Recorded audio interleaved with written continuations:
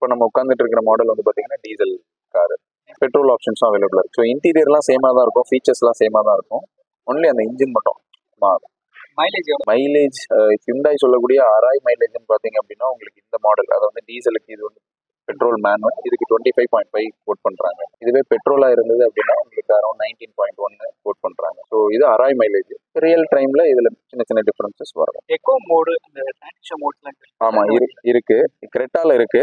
But இந்த வேரியண்ட்ல இல்லை, நம்ம உட்காந்துட்டு இருக்கிற வேரியண்டோட எஸ்எக்ஸ் டெக் மேனுவல். அந்த ஈகோ ஸ்போர்ட் கம்ஃபர்ட் அது வந்து ஒன்லி ஆட்டோமேட்டிக்ல மட்டும் வரும். ஸோ அது ஒரே இன்ஜின்ல இருந்து 3 விதமான டிரைவை நீங்க எடுத்துக்கலாம். லைக் கொஞ்சம் மைலேஜ் தர மாதிரி வேணும் அப்படின்னா எக்கனாமிக் மோட் போட்டுக்கலாம். கொஞ்சம் ஸ்போர்ட்டியா டிரைவ் பண்ணுவீங்க, N2 ஹைவேல டிரைவ் பண்ணோம், பவர் பிக்கப் வேணும் அப்படின்னா ஸ்போர்ட்ஸ் மோட் போட்டு ஓட்டிக்கலாம். ரெண்டுமே கம்பைன் பண்ண மாதிரி மைலேஜும் வேணும், பிக்கப்பும் வேணும், ரெண்டுமே கம்பைன் பண்ண மாதிரினா கம்ஃபர்ட் மோட்ல போட்டு ஓட்டிக்கலாம்.